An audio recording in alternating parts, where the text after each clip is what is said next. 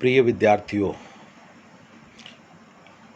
आज का हमारा जो ये वीडियो है वो इकोलॉजिकल फैक्टर्स की सीरीज़ में नेक्स्ट वीडियो है, जो कि 3 नंबर का वीडियो है हमारा। ये पिछले 2 वीडियोज़ में हम लोगों ने क्लाइमेटिक फैक्टर्स के बारे में शुरुआत की थी, जिसमें हम लोगों ने रेनफॉल के बारे में, ह्यूमिडिटी के बारे में, विंड के बारे में और एटमॉस्फेरिक गैसेस के बारे में पढ़ा था। और हमने डिटेल में जाकर यह जानने की कोशिश की थी कि किस तरह से ये नेचर में ऑपरेट होते हैं और किस प्रकार से ये अपना प्रभाव है वो प्लांट्स के ऊपर डालते हैं। उसी सीरीज़ को आगे बढ़ाते हुए अब हम चलते हैं हमारे इस सीरीज़ के तीसरे वीडियो की तरफ। और ये आज का जो हमारा वीडियो है ये पर्टिकुलरली क्लाइमेटिक फैक्टर के एक और बहुत ही महत्वपूर्ण पॉइंट, जिसको कि हम लोग टेम्परेचर के नाम से जानते हैं, उसके बारे में आज हमारा ये वीडियो रहेगा। तो आगे चलते हैं हमारे टॉपिक को आगे बढ़ाते हुए। जैसा कि हम जानते हैं टेम्परेचर है वो बहुत ही इम्पोर्टेंट क्लाइमेटिक फैक्टर है और ओवरऑल हर चीज़ को प्रभावित करने का काम करता है। हालांकि जो टेम्परेचर है वो सूर्य से आने वाली जो किरणें हैं, जो लाइट है, उससे प्रभावित होता है। अगर लाइट ज़्यादा आ रही है तो निश्चित रूप से टेम्परेचर है वो ज़्यादा होगा, और अगर लाइट किसी भी कारण से कम आ रही है तो टेम्परेचर है वो डाउन हो जाता है। और निश्चित रूप से जो टेम्परेचर है वो बरसात के लिए भी एक प्रभावशाली रोल है वो प्ले करता है। जैसा कि मैंने अभी आपसे कहा कि ये सारी चीज़ें आपस में मिलकर काम करती है। पिछले वाले वीडियो में भी मैंने कहा था कि एक होलिस्टिक अप्रोच के साथ में ये सारी चीज़ें हैं वो चलती है, और जिस तरह से ये सब चीज़ें ऑपरेट होती है और उसी से प्लांट्स यानी वेजिटेशन का निर्धारण होता है। अगर गर्म मौसम में हल्की बरसात हो रही है तो वो सोइल मॉइस्चर के ऊपर कोई ख़ास प्रभाव नहीं डाल पाएगी और रूट्स तक भी वो नहीं पहुंच पाएगी, क्योंकि जिस तेज़ी से लाइट आ रही है उसी तेज़ी से टेम्परेचर बढ़ेगा, और जो टेम्परेचर बढ़ रहा है वो सारी मॉइस्चर को उड़ा कर ले जाएगा। इसलिए प्लांट्स को कुछ ज़्यादा फ़ायदा नहीं होगा। और इसी तरह से अगर बहुत ज़्यादा हेवी बरसात हो रही है थोड़े से समय के लिए, वो भी सोइल मॉइस्चर के ऊपर बहुत कम प्रभाव डालेगी, क्योंकि पानी बहकर आगे चला जाएगा। टेम्परेचर है वो वनस्पति के कवर के लिए बहुत ही इम्पोर्टेंट फैक्टर के रूप में काम करता है। और जैसा मैंने अभी आपसे कहा कि ये लाइट से जुड़ा हुआ है, और लाइट, वाटर, टेम्परेचर, ये सारी चीज़ें हैं वो आपस में एक दूसरे के साथ में जुड़ी हुई होती है। इसलिए हम कह रहे हैं कि जो टेम्परेचर है वो बहुत ही इम्पोर्टेंट मास्टर लिमिटिंग फैक्टर या मास्टर फैक्टर के रूप में काम करता है। निश्चित रूप से जो टेम्परेचर है उसकी इम्पोर्टेंस को किसी भी वे में हम कम नहीं कर सकते। क्यों नहीं कर सकते? क्योंकि ये प्लांट्स की सभी एक्टिविटीज़ को प्रभावित करने का काम करता है, जैसे कि photosynthesis, respiration, absorption of water, transpiration, germination, growth और इवन रिप्रोडक्शन। इन सभी प्रोसेस को ये प्रभावित करने का काम करता है। जिस तरह से लाइट प्रभावित करती है उसी तरह से टेम्परेचर भी इन सभी प्रक्रियाओं को या प्रोसेस को कंट्रोल करने का काम करता है। देखिए किस तरह से टेम्परेचर है वो प्लांट के लिए इतना महत्वपूर्ण हो जाता है, क्योंकि प्लांट को जीवित रखने के लिए जिन प्रोसेस की बात अभी हम लोगों ने की है ये सारी की सारी बहुत इम्पॉर्टेंट है। प्लांट फोटोसिंथेसिस के बिना भी नहीं, रेस्पायरेशन के बिना भी नहीं, ट्रांसपायरेशन अब्जॉर्प्शन के बिना भी नहीं, और निश्चित रूप से जर्मिनेशन के साथ भी नहीं। ये सारी चीज़ें हमारे लिए और प्लांट्स के लिए बहुत इम्पॉर्टेंट है। इसलिए टेम्परेचर प्लांट की सभी एक्टिविटीज़ को प्रभावित करने का काम करता है। टेम्परेचर किस प्रकार से पौधों के ऊपर अपना प्रभाव डालता है, इसको हम 2 कैटेगरी में डिवाइड कर सकते हैं, डायरेक्ट रूप से और इनडायरेक्ट रूप से। किस तरह से ये होता है? पहले हम बात करते हैं डायरेक्ट की बात करते हैं। डायरेक्ट के अंदर ये दो तरीके से काम कर सकता है। ये प्लांट की जो फिजियोलॉजिकल एक्टिविटीज़ है उसको प्रभावित करने का काम करता है। फिजियोलॉजिकल एक्टिविटीज़ से मतलब अभी हम जैसे बात कर रहे थे, जर्मिनेशन को, ग्रोथ को, ओवरऑल डेवलपमेंट को, और निश्चित रूप से जो फोटोसिंथेसिस है उन सब को प्रभावित करने का काम करता है। और इस तरह से हम कह सकते हैं कि ये डायरेक्टली अपना प्रभाव है वो डालता है। उसके बाद में हम आगे चलते हैं। टेम्परेचर की जो रेंज है और फ्लक्चुएशंस जो इसके अंदर होता है वो प्लांट्स के टाइप को प्रदर्शित करता है। उसी के आधार पे प्लांट्स का निर्धारण होता है कि किस प्रकार से वो ग्रो करेंगे और किस प्रकार से उस एरिया में उनका सर्वाइवल होगा, ये उसी के ऊपर डिपेंड करता है। और प्लांट्स की जो टॉलरेंस रेंज होती है वो अलग अलग होती है, ये भी हम जानते हैं, और यह भी टेम्परेचर से निर्धारण होता है। बहुत सिंपल सी बात है। रेगिस्तान में जो प्लांट्स पाए जाते हैं टेम्परेचर बहुत अधिक मात्रा में मिलता है, ज़्यादा होता है यहाँ पर। गर्मी के दिनों में 50 से ऊपर, सर्दी के दिनों में माइनस में। कहने का मतलब ये हुआ कि जो रेंज है टेम्परेचर की वो बहुत ज़्यादा होती है, और ज़्यादा होने के कारण से प्लांट्स के अंदर जो टॉलरेंस रेंज है वो भी ज़्यादा होती है। दूसरे एरियाज जो ट्रॉपिक टेम्परेट रीजन के हो सकते हैं या दूसरे और जो एरियाज के हो सकते हैं जहाँ पर टेम्परेचर के अंदर इतना वेरिएशंस नहीं पाया जाता है, वहाँ पर प्लांट्स की जो टॉलरेंस रेंज है वो कंपैरेटिवली कम होती है। इस प्रकार से हम कह सकते हैं कि टेम्परेचर कितना महत्वपूर्ण रोल है वो प्ले करता है। आगे चलते हैं हम लोग, इनडायरेक्ट इफ़ेक्ट्स की बात करते हैं हम लोग। इनडायरेक्ट इफ़ेक्ट्स का मतलब ये है, जैसे अभी हम लोग सॉइल मॉइस्चर की बात कर रहे थे, उसी तरह से हम सॉइल के दूसरे फैक्टर्स की बात हम कर सकते हैं। टेम्परेचर है वो सॉइल फैक्टर्स को प्रभावित करने का काम करता है, और जो एटमॉस्फेरिक टेम्परेचर है वो जब बढ़ेगा तो सॉइल का जो टेम्परेचर है वो वातावरण से निश्चित रूप से ज़्यादा होगा। अगर वातावरण के अंदर टेम्परेचर 50 और 60 डिग्री है तो सॉइल का टेम्परेचर उससे +10 ज़्यादा होता है। ये कहने का मतलब एक इनडायरेक्ट इफेक्ट है, लेकिन प्लांट के ऊपर ये डायरेक्ट इफेक्ट अपना डालता है, क्योंकि जो रेट ऑफ ट्रांसपायरेशन है वो टेम्परेचर के ऊपर डिपेंड करती है। डियर फ्रेंड्स, बार बार एक बात को रिपीट किया जा रहा है, होलिस्टिक अप्रोच। होलिस्टिक अप्रोच का सिंपल सा वे ये होता है, कोई भी अकेला फैक्टर काम नहीं करता है। ऑल टुगेदर का मतलब, जैसा कि मैं हमेशा कहता हूँ, हम साथ साथ हैं और सारे फैक्टर्स मिलकर अपना प्रभाव डालते हैं। दूसरा जो इनडायरेक्ट इफेक्ट है उसके बारे में हम लोग बात कर लेते हैं।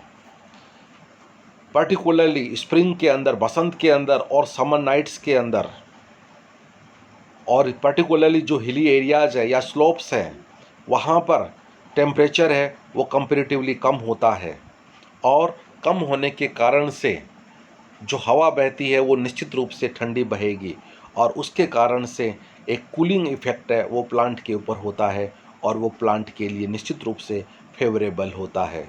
दूसरी तरफ बात करें, अगर टेम्परेचर बहुत ज़्यादा कम हो गया है तो वो कूलिंग इफ़ेक्ट के कारण से प्लांट्स के अंदर जो प्रोटोप्लाज्म है वो फ्रीजिंग पॉइंट तक भी पहुंच सकता है, जो कि प्लांट को नुकसान है वो पहुंचा सकता है।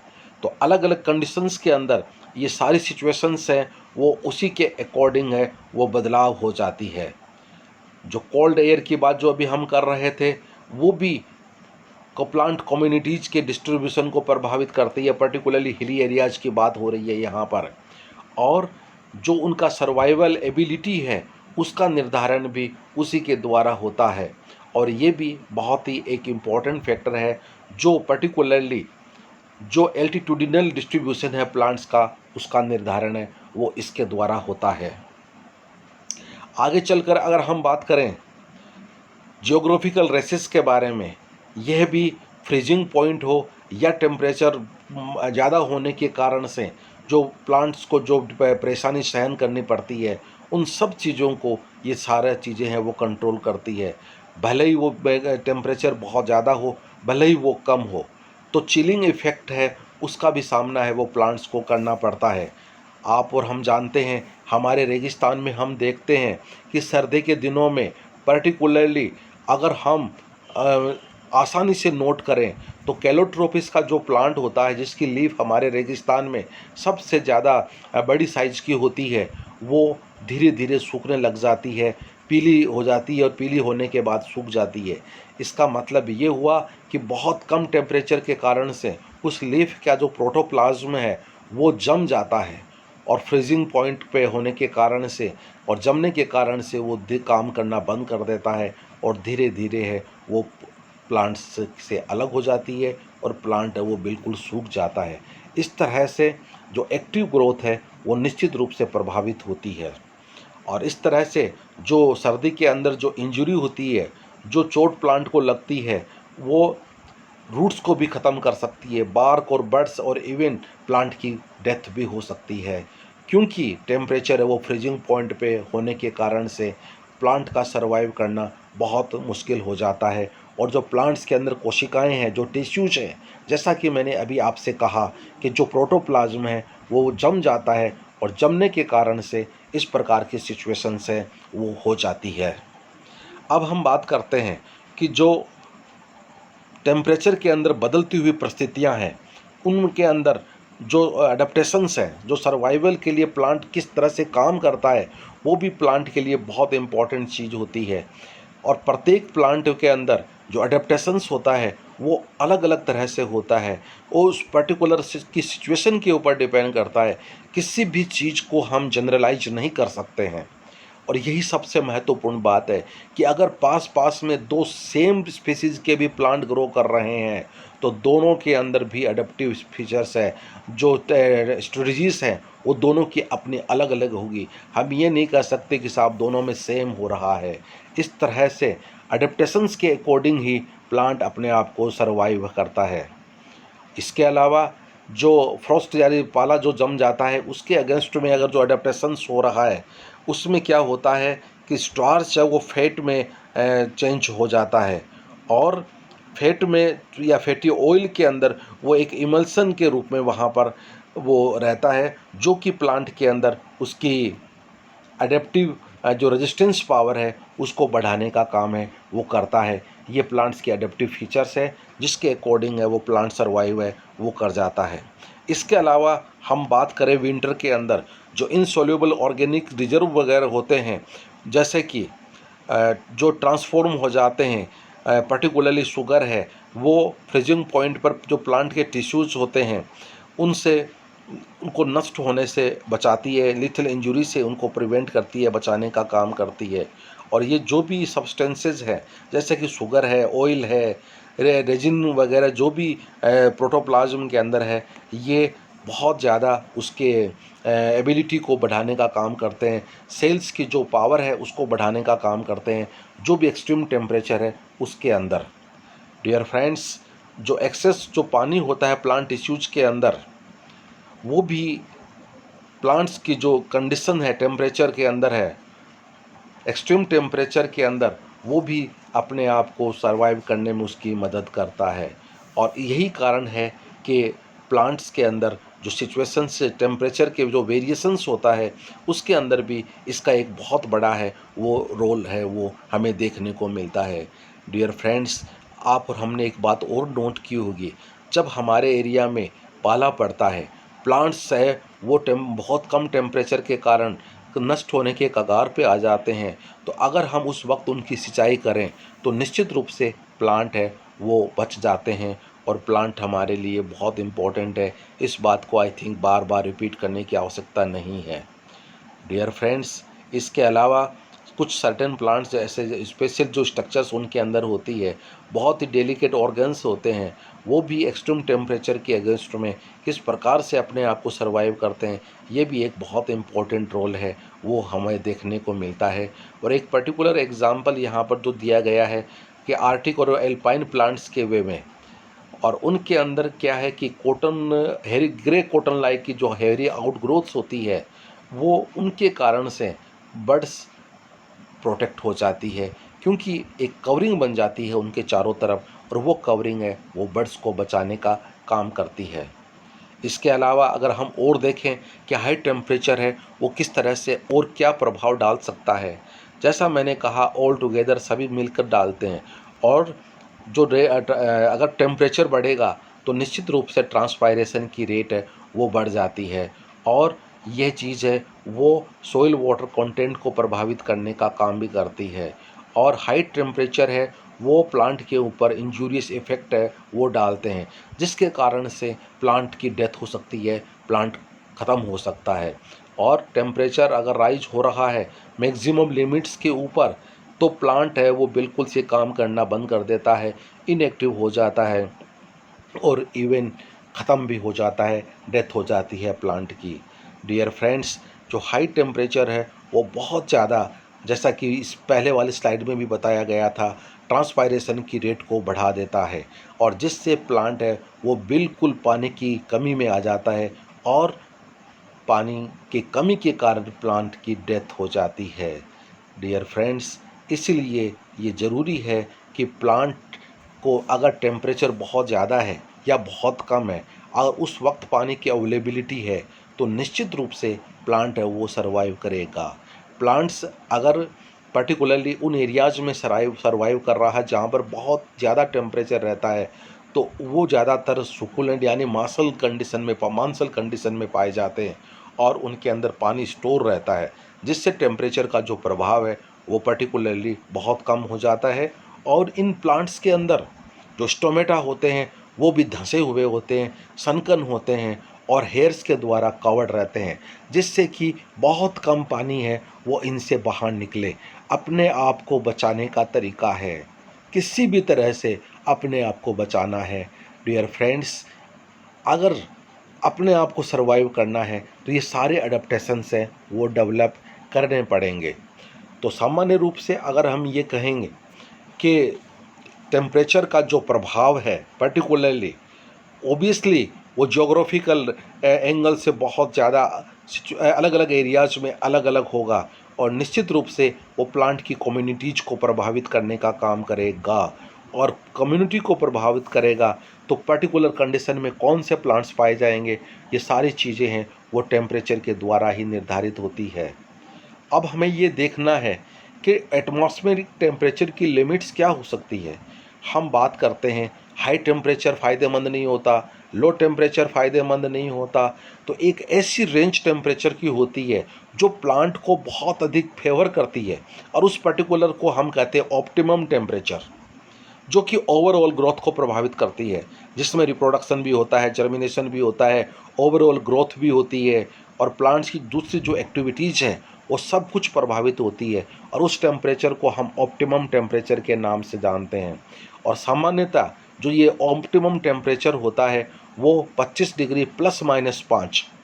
और एक बात मैं अपनी तरफ से यहाँ पर ऐड करना चाहूँगा कि मैं इस 25 डिग्री के स्थान पर मैं 28 डिग्री वर्ड यूज करता हूँ, और ±2, क्योंकि हम लोगों ने जब हम लोग रिसर्च कर रहे थे और हम लोग जर्मिनेशन करवाते हैं लेबोरेटरी के अंदर, और वहाँ पर हम लोग टेम्परेचर को 28 डिग्री मेंटेन करके रखते हैं, और ±2 हो जाता है, 28 की जगह 26 भी हो जाता है, 28 की जगह 30 भी हो जाता है। तो ऑप्टिमम टेम्परेचर है वो अगर हम ये कहें कि 25 से 30 के बीच में होता है तो कोई गलत है वो नहीं होगा। और निश्चित रूप से प्रत्येक प्लांट के लिए, एक प्रत्येक प्राणी के लिए एक ऐसा टेम्परेचर होता है जो जिसमें वह अपनी एक्टिविटीज़ को नॉर्मल है वो रख सकता है, और वही ऑप्टिमम टेम्परेचर है। डियर फ्रेंड्स, किस प्रकार से प्लांट का डिस्ट्रीब्यूशन है उसके अकॉर्डिंग हम प्लांट्स को अलग अलग कैटेगरी में डिवाइड कर सकते हैं, और उसके अकॉर्डिंग पर्टिकुलरली ये टेम्परेचर के प्रति प्लांट्स का टॉलरेंस है, किस प्रकार की कंडीशन में कौन से प्लांट्स पाए जा रहे हैं, उसके अकॉर्डिंग जो पहला टाइप आता है हमारा वो है मेगाथर्म्स। मेगा का मतलब होता है ज़्यादा, जहाँ पर बहुत ज़्यादा टेम्परेचर होता है, पूरे साल भर बहुत अधिक गर्मी होती है टेम्परेचर के कारण से, उन प्लांट्स को हम मेगाथर्म्स कहते हैं। और पर्टिकुलरली उस एरियाज़ के अंदर जो डोमिनेंट वेजिटेशन होती है वो ट्रॉपिकल रेन फॉरेस्ट होती है। इस प्रकार की वनस्पति को हम मेगाथर्म्स, जहाँ पर टेम्परेचर है वो बहुत ज़्यादा होता है। दूसरे को हम कहते हैं मीजोथर्म्स, मेगा से कम है। दूसरे प्रकार की कंडीशन है, टेम्परेचर थोड़ा सा फेवरेबल है, बहुत अधिक नहीं है, थोड़ा सा। और उस कंडीशन में जो प्लांट्स वहाँ पर डोमिनेट करते हैं पर्टिकुलरली, उस वेजिटेशन को हम ट्रॉपिकल डेसिडुअस फॉरेस्ट कहते हैं। पर्णपाती जंगल है वो वहाँ पर पाए जाते हैं। पहले वाले के मुकाबले में टेम्परेचर कम है, फिर भी कोई ज़्यादा फ़ायदेमंद नहीं है। तीसरी कंडीशन आती है माइक्रोथर्म्स, जहाँ पर टेम्परेचर और कम हो जाता है, और यहाँ पर जो वनस्पति पाई जाती है वो है mixed conifers forest, conifers type के जंगल है वो यहाँ पर पाए जाते हैं। और डियर फ्रेंड्स, इसके आगे जब हम चलेंगे तो टेम्परेचर है वो और कम हो जाता है, और उसको हम कहते हैं हेक्स्ट्रोथर्म्स, बहुत कम टेम्परेचर। पर्टिकुलरली जैसे पहाड़ों के ऊपर बर्फ़ गिरती रहती है, और वहाँ पर जो टेम्परेचर होता है उसके अकॉर्डिंग जो वनस्पति का निर्धारण होता है उसको हेक्स्ट्रोथर्म्स के नाम से, और जो वनस्पति वहाँ पर होती है वो एल्पाइन वेजिटेशन के नाम से जानते हैं। और वहाँ पर ये प्लांट्स जो हैं वो, क्योंकि सर्दी हर वक्त रहती है वहाँ पर, एक्सट्रीम टेम्परेचर माइनस में या 0 डिग्री पर वहाँ पर रहता है, और वहाँ पर ये प्लांट है उनको कोई ज़्यादा है परमानेंट इंजरी है उसका सामना है वो नहीं करना पड़ता है। कहने का मतलब ये हुआ कि जिस प्रकार की टेम्परेचर की सिचुएशन है उसी के अकॉर्डिंग वहाँ पर प्लांट्स हैं वो पाए जाते हैं, और उसको हमने हेक्स्ट्रोथर्म के नाम दिया। इसके अलावा एक दो प्रोसेस का नाम हम और लेना चाहते हैं। जैसे आपने वर्नलाइजेशन का नाम सुना होगा, ये पर्टिकुलरली हम लोग फिजियोलॉजी में इस टर्म को यूज करते हैं। और वर्नलाइजेशन का सिंपली मीनिंग ये है कि दो चीज़ें अगर हम यहाँ पर कहें कि फ्लावरिंग है वो लो टेम्परेचर पे डिपेंड करता है, और एक बात हम और कहते हैं कि बीजों को अंकुरण से पहले अगर थोड़ा सा कम टेम्परेचर का ट्रीटमेंट दिया जावे तो शायद जर्मिनेशन है वो अच्छा होता है। तो ये प्रोसेस है उसका भी हमें ध्यान रखना पड़ेगा। और लास्ट, किस पर्टिकुलर इंस्ट्रूमेंट से हम टेम्परेचर का मापन कर सकते हैं? आंसर बहुत ही आसान है, थर्मामीटर। थर्मामीटर से हम लोग टेम्परेचर का मापन है वो कर सकते हैं। तो ये आज का जो टॉपिक था ये क्लाइमेटिक फैक्टर्स के अंदर आपका टेम्परेचर के बारे में था, जो कि रेनफॉल, लाइट के साथ में तीसरा सबसे महत्वपूर्ण फैक्टर है। किसी भी चीज़ को हम एक दूसरे से अलग नहीं कर सकते, क्योंकि ये सारी चीज़ें आपस में एक दूसरे से जुड़ी हुई है। बहुत बहुत शुक्रिया, धन्यवाद, थैंक यू।